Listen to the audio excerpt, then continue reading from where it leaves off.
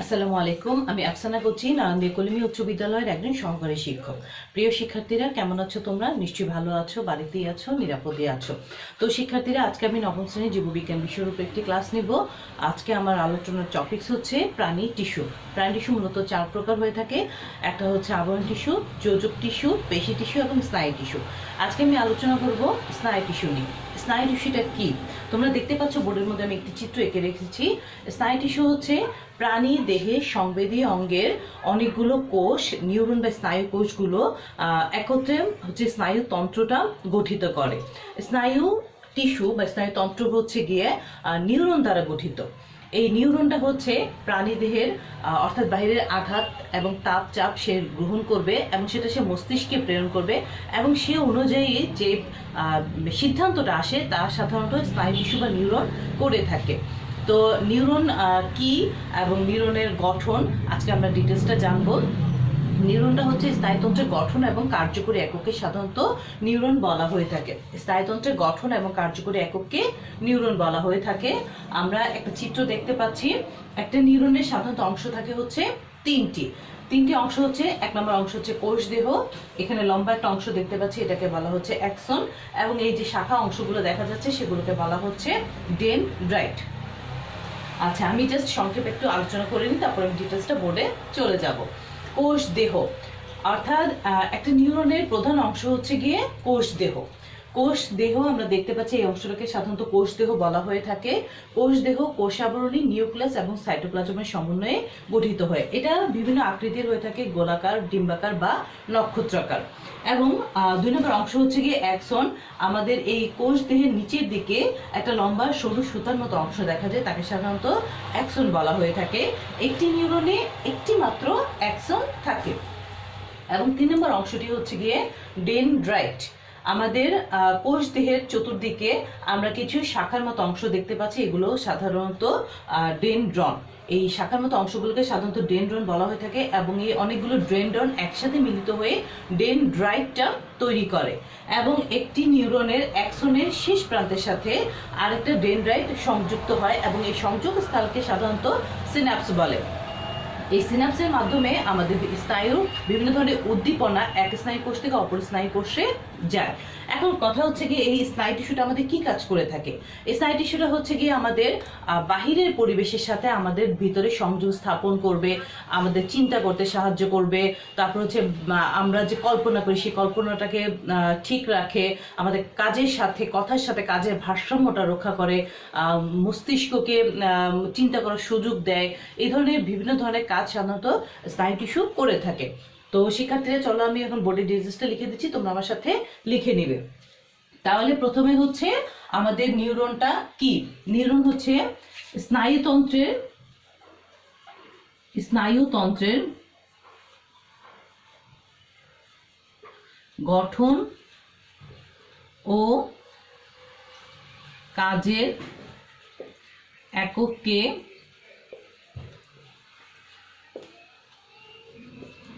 Neuron বলে।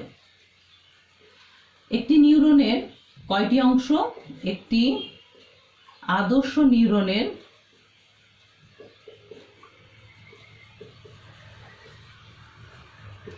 3টি অংশ। অংশগুলো কি কি? অংশগুলো হচ্ছে, 1 হচ্ছে কোষ দেহ,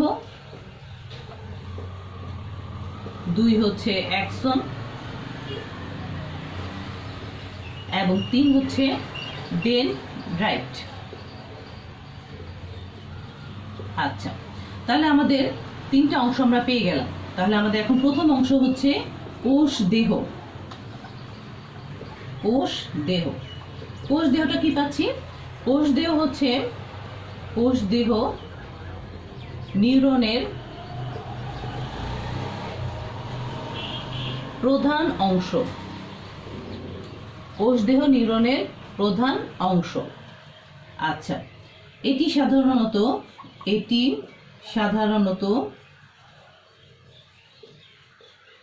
গোলাকার, ডিম্বাকার বা নক্ষত্রাকার হয়ে থাকে। আচ্ছা, এই কোষ দেহ কোষ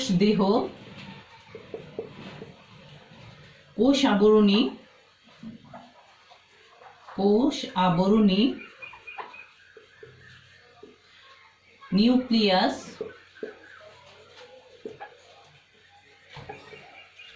ও সাইটোপ্লাজমের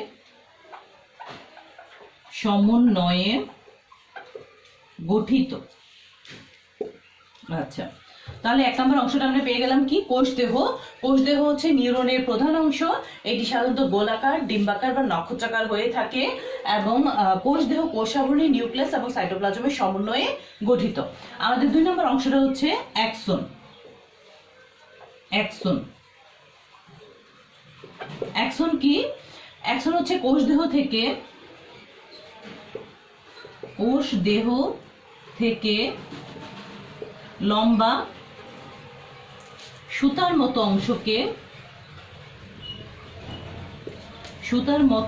অংশকে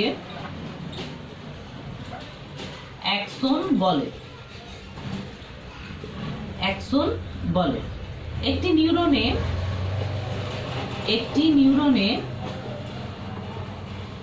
একটি মাত্র অ্যাক্সন থাকে। আচ্ছা, তোমরা নিশ্চয়ই লিখে নিয়েছো।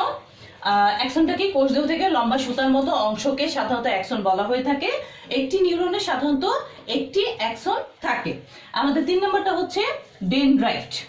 আমাদের 3 নম্বর অংশটা হচ্ছে ডেনড্রাইট।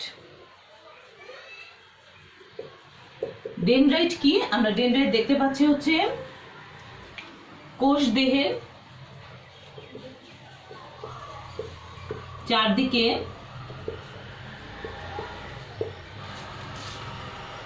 শাখা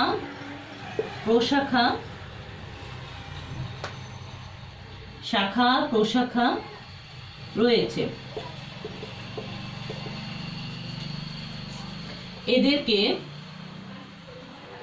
এদেরকে ডেনড্রন বলে। অনেকগুলো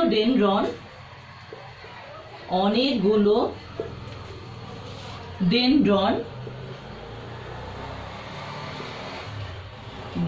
একত্রে ডেনড্রাইট তৈরি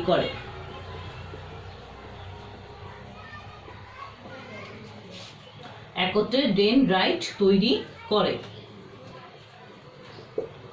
একটি নিউরনের অ্যাক্সনের শেষ প্রান্ত থেকে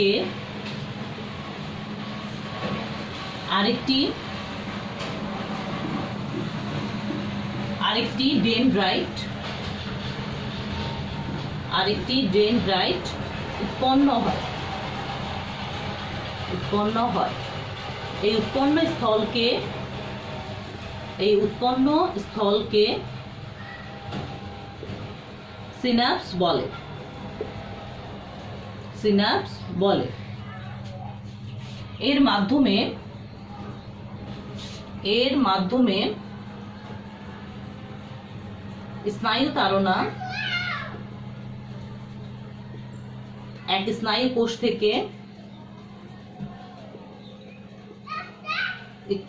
কোষ থেকে অন্য স্নায়ু কোষে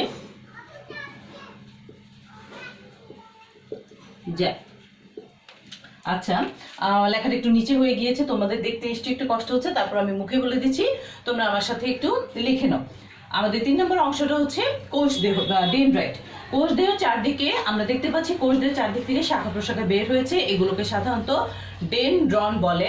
অনেকগুলো ডেনড্রন একত্রে ডেনড্রাইট তৈরি করে এবং একটি অ্যাক্সনের শেষ প্রান্তের সাথে আরেকটি ডেনড্রাইট যে সংযুক্ত হয়, এই সংযোগ স্থলকে সিনাপস বলে এবং এই সিনাপসের মাধ্যমে স্নায়ু তাড়না এক স্নায়ু কোষ থেকে অপর স্নায়ু কোষের দিকে পরিবাহিত হয়। তো শিক্ষার্থীরা আমরা স্নায়ু টিস্যুটা কি অর্থাৎ নিউরনটা কি আমরা মোটামুটি একটা ধারণা পেয়ে গেলাম। আমি আবার বলছি, নিউরন হচ্ছে স্নায়ুতন্ত্রের গঠন এবং কার্যকরী একককে নিউরন বলে। স্নায়ুতন্ত্রের গঠন এবং কাজের একককে হচ্ছে নিউরন বলে। নিউরন অংশ হচ্ছে কি তিনটি, একটা হচ্ছে কোষদেহ, অ্যাক্সন এবং ডেনড্রাইট। কোষদেহটা কি? কোষদেহ হচ্ছে নিউরনের প্রধান অংশ। এটা সাধারণত গোলাকার, ডিম্বাকার বা নক্ষত্রাকার হয়ে থাকে এবং হচ্ছে কি এটা নিউক্লিয়াস, সাইটোপ্লাজম এবং কোষ আবরণী সমন্বয়ে গঠিত হয়ে থাকে। 2 নম্বর অংশটা হচ্ছে কি অ্যাক্সন। আমাদের কোষের নিচে সরু সুতার মতো একটা অংশ দেখা যায়, তাকে সাধারণত অ্যাক্সন বলা হয়ে থাকে। একটি নিউরনের সাধারণত একটি অ্যাক্সনই থাকে। ডেনড্রাইট, কোষদের চারদিকে কিছু শাখা প্রশাখা দেখা যায়, এগুলোকে সাধারণত ডেনড্রন বলে। এই ডেনড্রনগুলোকে একত্রে ডেনড্রাইট বলে। একটি নিউরনের অ্যাক্সনের শেষ প্রান্তের সাথে আরেকটি নিউরনের ডেনড্রাইট যখন সংযুক্ত হয়, ওই সংযোগ স্থলকে সিনাপস বলে। এই সিনাপসের মাধ্যমে স্নায়ুতাড়না এক স্নায়ুকোষ থেকে অপর স্নায়ুকোষের দিকে পরিবাহিত হয়। তো আজকে আমরা স্নায়ুতন্ত্রের অর্থাৎ একটি নিউরনের গঠন আমরা জানতে পারলাম। এখন এই নিউরনের কাজটা আমরা জানতে পারবো। তো শিক্ষার্থীরা তোমরা নিশ্চয়ই বোর্ডটা দেখে দেখে তুলে ফেলেছো, আমি বোর্ডটা মুছে দিচ্ছি।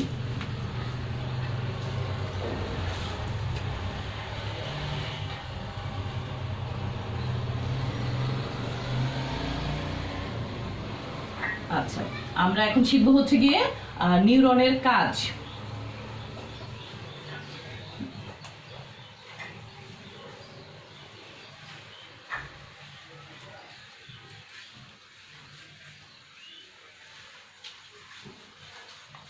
নিউরন কি কাজ করে?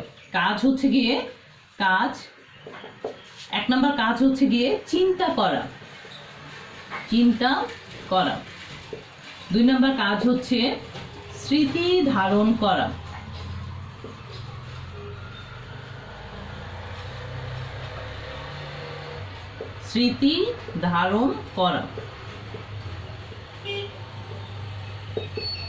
3 নম্বর হচ্ছে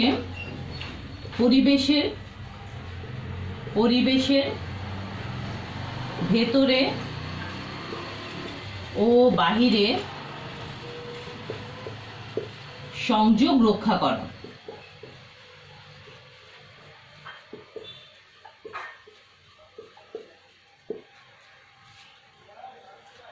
আরেকটা হচ্ছে দেহের বিভিন্ন অঙ্গের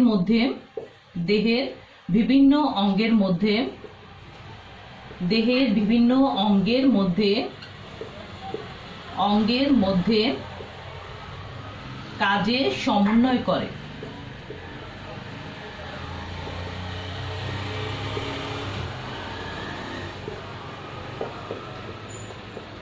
5 নম্বর হচ্ছে বিভিন্ন প্রতিক্রিয়া দেয়া। আচ্ছা, তাহলে আমরা নিউরনের কাজ কি পাচ্ছি? নিউরন হচ্ছে চিন্তা করাতে, স্মৃতি ধারণ করাতে, তারপর হচ্ছে পরিবেশের ভেতরে বাহিরে সংযোগ রক্ষা করে এবং দেহের বিভিন্ন অঙ্গের মধ্যে কাজের সমন্বয় সাধন করে এবং পরবর্তীতে হচ্ছে বিভিন্ন প্রতিক্রিয়া দেয়। অর্থ হচ্ছে গিয়ে আমাদেরকে যখন বিভিন্ন, যেমন আমরা ধরতে পারি একটা পোকা কামড় দিল, তখন যে আমরা যে প্রতিক্রিয়াটা, যে উফ, এই যে শব্দটা আমরা বলছি, এই প্রতিক্রিয়াটা, এই অনুভূতিটা আসে আমাদের হচ্ছে মাথা থেকে। অর্থাৎ কেউ আমাদেরকে কিছু বললো, সেটা আমরা মনে রাখছি, সেই মনে রাখা অনুযায়ী পরবর্তীতে কাজ করছি। আমাদের এই পরিবেশে কিভাবে চলতে হবে, সেই পরিবেশের সাথে আমরা সামঞ্জস্যতা বজায় রেখে চলছি। আমাদের এই যে কথা বলি, একের পর এক কথা বলি, সেটাও আমাদের মস্তিষ্ক বিচার বিশ্লেষণ করে দিচ্ছে। অর্থাৎ যে কোনো বাহিরের থেকে তাপ, চাপ বা যে কোনো উদ্দীপনা আগে আমাদের মস্তিষ্কে প্রেরণ করে এবং মস্তিষ্ক যে অনুযায়ী সিদ্ধান্ত দেয়, আমাদের কাজকর্ম অর্থাৎ স্নায়ু টিস্যুতে সেইভাবেই কাজকর্ম চলে। তো শিক্ষার্থীরা তোমরা নিশ্চয়ই আমাদের নিউরনের কাজটা লিখে নিয়েছো, আমি বোর্ডটা মুছে দিচ্ছি। তো আজকে আমরা শিখতে পারলাম হচ্ছে স্নায়ু টিস্যু বা নিউরন কি, তারপর হচ্ছে নিউরনের চিহ্নিত চিত্র, তারপর শিখতে পারলাম হচ্ছে নিউরনের গঠন এবং সর্বশেষে শিখতে পারলাম হচ্ছে নিউরনের কাজ। আচ্ছা, একটু খেয়াল করে দেখো, আমাদের অধ্যায় 2 আমরা পড়াচ্ছি জীবকোষ এবং টিস্যু। জীবকোষ এবং টিস্যুর মধ্যে আজকে আলোচনার টপিকস ছিল প্রাণী টিস্যু। প্রাণী টিস্যুর মধ্যে একটা টিস্যু হচ্ছে কি স্নায়ু টিস্যু। আমি আজকে স্নায়ু টিস্যু নিয়ে আলোচনা করেছি। স্নায়ু টিস্যুটা কি? স্নায়ু টিস্যুটা হচ্ছে গিয়ে, অর্থাৎ স্নায়ু টিস্যু অনেকগুলো স্নায়ু কোষ, সংবেদী অঙ্গের অনেকগুলো স্নায়ু কোষ একত্রিত হয়ে স্নায়ু টিস্যুটা গঠন করে। এবং নিউরন হচ্ছে স্নায়ুতন্ত্রের গঠন এবং কাজের একক। নিউরন হচ্ছে স্নায়ুতন্ত্রের গঠন এবং কাজের একক। আমরা একটা চিত্র দেখতে পাচ্ছি, এই চিত্রটা তোমাদের বইয়ের মধ্যে দেওয়া রয়েছে। তোমরা বই দেখে দেখে কয়েকবার আঁকার প্র্যাকটিস করবে এবং পরবর্তীতে দেখবে যে তোমাদের এটা না দেখে তোমরা আঁকতে পারবে। আমরা চিত্রটা দেখি, আমরা যখন একটা চিত্র দেখব, চিত্র থেকে মোটামুটি একটা ধারণা আমাদের হয়ে যায়, তখন আমাদের আর বর্ণনাটা লেখার জন্য বই থেকে দেখে মুখস্থ করতে হবে না। একটু খেয়াল করো, আমরা এখান থেকে দেখতে পাচ্ছি, আমরা নিউরনের সাধারণত 3টা অংশ দেখতে পাচ্ছি। একটা অংশ হচ্ছে কোষ দেহ, অ্যাক্সন এবং ডেনড্রাইট। কোষ দেহ অর্থাৎ কোষ দেহটা হচ্ছে নিউরনের প্রধান অংশ। এই কোষ দেহটা বিভিন্ন আকৃতির হয়ে থাকে, গোলাকার, ডিম্বাকার বা কখনো বা নক্ষত্রাকার। এবং এই কোষ দেহটা কোষ আবরণী, সাইটোপ্লাজম এবং নিউক্লিয়াসের সমন্বয়ে গঠিত হয়ে থাকে। এবং পরবর্তীতে আমরা একটা সুতার মতো অংশ দেখতে পাচ্ছি। সুতার মতো অংশটাকে বলা হচ্ছে সাধারণত অ্যাক্সন। একটি নিউরনের সাধারণত একটি অ্যাক্সনই থাকে। এবং 3 নম্বর অংশটি হচ্ছে গিয়ে ডেনড্রাইট। আমরা এই যে কতগুলো শাখার মতো অংশ দেখতে পাচ্ছি, শাখার মতো অংশগুলোকে সাধারণত ডেনড্রন বলে। অনেকগুলো ডেনড্রন একত্রে মিলিত হয়ে ডেনড্রাইট তৈরি করে। এই একটা অ্যাক্সনের শেষ প্রান্তে, অর্থাৎ অ্যাক্সনের শেষ প্রান্তের থেকে আরেকটা ডেনড্রাইটে তৈরি হয়। এবং এই যে সংযোগ স্থলটা, এই সংযোগ স্থলটাকে সাধারণত সিনাপস বলা হয়ে থাকে। এই সংযোগ স্থলের থেকে, অর্থাৎ এক স্নায়ু কোষ থেকে আরেক স্নায়ু কোষে উদ্দীপনা গ্রহণ করে নিয়ে যাওয়াই হচ্ছে গিয়ে আমাদের এই ডেনড্রাইটের প্রধান কাজ। ঠিক আছে, তাহলে আমরা দেখতে পেলাম হচ্ছে আমাদের মূল প্রশ্নটা হচ্ছে কি স্নায়ুতন্ত্র বা নিউরনটা কি। স্নায়ুতন্ত্রের গঠন এবং কাজের এককে সাধারণত নিউরন বলা হয়ে থাকে। স্নায়ুতন্ত্রের গঠন এবং কাজের এককে নিউরন বলা হয়ে থাকে। নিউরনের 3টি অংশ, কোষ দেহ, অ্যাক্সন এবং ডেনড্রাইট। আমরা ডিটেলসটা বলে দিলাম, চিত্রের সাথে মিলিয়ে মিলিয়ে তোমরা পড়ে নিবে। তোমাদের বইয়ে সুন্দর করে লেখা রয়েছে। আমি জাস্ট একটা ধারণা দেওয়ার চেষ্টা করলাম। তোমরা আমার ধারণার সাথে, যদি তোমাদের মনে করো যে বই থেকে পড়তে ইচ্ছে করছে না, তোমরা যদি আমার এই ধারণার সাথে আমি যে কথাগুলো লিখে দিয়েছি অতগুলো, মানে এই কথাগুলো যদি লিখে দাও, তাও তোমাদের পরীক্ষায় মানে নাম্বার দিবে, একেবারে কেটে দিবে না। বিজ্ঞান জিনিসটা হচ্ছে বোঝার জিনিস। তোমরা যদি মুখস্থ করে আসো তাহলে দেখবা যে কিছুক্ষণ পরে তোমরা ভুলে যাবে। মুখস্থ জিনিসটা বেশিক্ষণ থাকে না। আর বিজ্ঞান কখনো মুখস্থ করার কিছু না। বিজ্ঞান হচ্ছে গিয়ে তোমাকে বুঝতে হবে, বুঝে তোমাকে ব্রেনে মানে রাখতে হবে, পরবর্তীতে সেটা তোমার বের হয়ে আসবে। তুমি যদি সারাক্ষণ মুখস্থ করো, মুখস্থ করার কিছুক্ষণ পরে দেখবে যে সেটা ভুলে গিয়েছো, পরবর্তীতে সেটা তোমার কোনো কাজে আসবে না। এই জন্য বায়োলজির ক্ষেত্রে, আমি সাধারণত বায়োলজির ক্ষেত্রে বলে থাকি, আমি বায়োলজি স্টুডেন্ট, আমি বায়োলজির ক্ষেত্রে বলে থাকি বায়োলজিটা অবশ্যই আমাকে চিত্রটা মনে রাখতে হবে। আমার মনে যদি কিছু রাখতেই হয় সেটা হচ্ছে কি আমার চিত্রটা, চিহ্নিত চিত্রটা। অনেকে চিত্র বুঝে যে চিত্রটা এঁকে দিয়ে আসে, আমাদের চিত্র না, বায়োলজির ক্ষেত্রে অবশ্যই চিহ্নিত চিত্র। চিহ্নিত চিত্র মানে হচ্ছে কি আমি চিত্রটা আঁকলাম এবং এর কোন অংশের কি নাম সেটা অবশ্যই আমাকে লিখে দিতে হবে। যদি সবগুলো নাম, তোমার বইয়ের দেওয়া সবগুলো নাম মনেও না থাকে, তাহলে যে অংশগুলো ইম্পর্টেন্ট, অর্থাৎ যে অংশগুলোকে আমরা উপস্থাপন করব, অবশ্যই সেই অংশের নামগুলো আমাকে উল্লেখ করতে হবে। বায়োলজির ক্ষেত্রে চিত্র না দিলে, অর্থাৎ চিহ্নিত চিত্র না দিলে, সেক্ষেত্রে তোমাকে সাধারণত প্রশ্নে নাম্বারটা কিছুটা কম দেওয়া হয়। এই কথাগুলো আমি অনেকবার বলেছি, আমি তোমাদের সুবিধার জন্য আবারও বলে দিচ্ছি। বায়োলজি হচ্ছে সায়েন্সের মধ্যে সবচেয়ে সহজ একটা সাবজেক্ট এবং মনে রাখার জন্য মানে অনেক ইজি। আমরা যদি জাস্ট একটু শ্রম দিই তাহলে আমরা বায়োলজিটা মনে রাখতে পারবো। বায়োলজি ফিজিক্স কেমিস্ট্রির মতো এত কঠিন না, এত জটিল কিছু না। ফিজিক্স কেমিস্ট্রি সাধারণত অনেক কঠিন, যেমন আমার স্টুডেন্ট লাইফে আমারও ফিজিক্স কেমিস্ট্রি পড়তে ভালো লাগতো না, কিন্তু বায়োলজি পড়তে ভালো লাগতো। এই জন্যই মূলত আমার বায়োলজি নিয়ে পড়াশোনা। তো আজকে আলোচনার মূল টপিকসে আমি চলে গিয়েছি, আমি আবার মূল টপিকসে চলে আসছি। তাহলে আজকে আমরা শিখতে পারলাম হচ্ছে নিউরন কি, স্নায়ুতন্ত্র গঠন এবং কাজের একক কি নিউরন বলে। একটা চিহ্নিত চিত্র আমি এঁকে রেখেছি বোর্ডে, এবং এটার গঠন আমি 3টা অংশের বর্ণনা তোমাদেরকে বলে দিয়েছি। এবং 4র্থ নম্বর প্রশ্নটা হচ্ছে কি আমাদের নিউরনের কাজ কি, নিউরন কি কাজ করে। নিউরন হচ্ছে কি আমাদের ব্রেন, অর্থাৎ আমরা চিন্তা করতে পারছি, বিভিন্ন ধরনের উদ্দীপনার সাথে তাল মিলিয়ে চলতে পারছি, আমরা বাহিরে পরিবেশের সাথে সংযোগ রক্ষা করতে পারছি, দেহের বিভিন্ন অঙ্গের মধ্যে কাজের সমন্বয় সমন্বয় সাধন করতে পারছে। অর্থাৎ এই যাবতীয় কাজগুলো সাধারণত আমাদের ব্রেন থেকে অর্থাৎ নিউরন থেকে নিউরন করে থাকে। আমাদের যারা সুস্থ, যারা যেমন যারা পরিবেশে যাদেরকে অ্যাবনর্মাল অর্থাৎ পাগল দেখতে পাই, তারা পাগল হয় কিসের জন্য? পাগল হয় হচ্ছে কি তাদের নিউরন অর্থাৎ ব্রেনটা তাদের সঠিকভাবে কাজ করতে পারে না। অর্থাৎ কোন কাজের পর কোন কথার পর কি করতে হবে তারা সেটা ভারসাম্যটা হারিয়ে ফেলে, ভারসাম্যহীন হয়ে পড়ে। সেই জন্যই সাধারণত আমরা তাদেরকে পাগল বলে থাকি। আসলে তো তারা ইচ্ছাকৃতভাবে কাজগুলো করছে না, কারণ তাদের ব্রেন তাদেরকে ইনস্ট্রাকশন দিচ্ছে যে এখন এটা কর। ঠিক আছে, যেমন আমাদেরকে যেমন ভালো কাজের বিভিন্ন পরিবেশের সাথে কার সাথে কী ধরনের কথা বলতে হবে সেটার জন্য সে বলে থাকে। যেমন পাগলদের ক্ষেত্রে ব্যালেন্সটা সঠিকভাবে হয় না, সেজন্য সে এলোমেলো কথা বলে বা এলোমেলো আচরণ করে। এবং যারা সুস্থ তাদের দেখে বোঝা যাচ্ছে যে তারা হচ্ছে কি তাদের নিউরনটা সঠিকভাবে কাজ করছে। তো শিক্ষার্থীরা আজকে স্নায়ু টিস্যু অনেক ছোট্ট একটা টপিকস এবং মজার একটা টপিকস এবং ইম্পর্টেন্ট একটা টপিকস। অধ্যায় 2 এর মধ্যে আমাদের মোটামুটি অধ্যায় 2টা আমাদের শেষ এবং অধ্যায় 2 এর লাস্ট টপিক ছিল হচ্ছে কি স্নায়ু টিস্যু। আমি তোমাদেরকে স্নায়ু টিস্যু সম্পর্কে বলে দিয়েছি, বোর্ডে লিখে দিয়েছি, ডিটেলসটা বোর্ডে লিখে দিয়েছি। আশা করি এতে তোমাদের কিছুটা হলে উপকার হবে। তো শিক্ষার্থীরা তোমরা নিশ্চয়ই নিয়মিত আমার সাথে ক্লাস চালিয়ে যাচ্ছ, নিয়মিত আমার ক্লাস দেখে যাচ্ছ। আমি আশা করব তোমরা নিয়মিত আমার ক্লাস দেখে যাবে এবং নিয়মিত পড়াশোনাটা চালিয়ে যেতে হবে। আমাদের দেশে দিন দিনই করোনা রোগীর আক্রান্ত সংখ্যাটা বাড়ছে, তাই আমরা সবাই যতটুকু সাবধানতা অবলম্বন না করলেই নয়, যতটুকু প্রয়োজন ছাড়া আমরা কেউ বাইরে যাব না এবং মাস্ক অবশ্যই ইউজ করব, একটু ঘন ঘন হাত ধোয়ার প্র্যাকটিস করব, পরিষ্কার পরিচ্ছন্নতা থাকবো। এই কাজগুলো আমাদেরকে নিয়মিত চালিয়ে যেতে হবে। আমরা প্রত্যেকের অবস্থান থেকে প্রত্যেকের জন্য দোয়া করবো যাতে প্রত্যেকের জায়গায় সুস্থ থাকে এবং ভালো থাকে।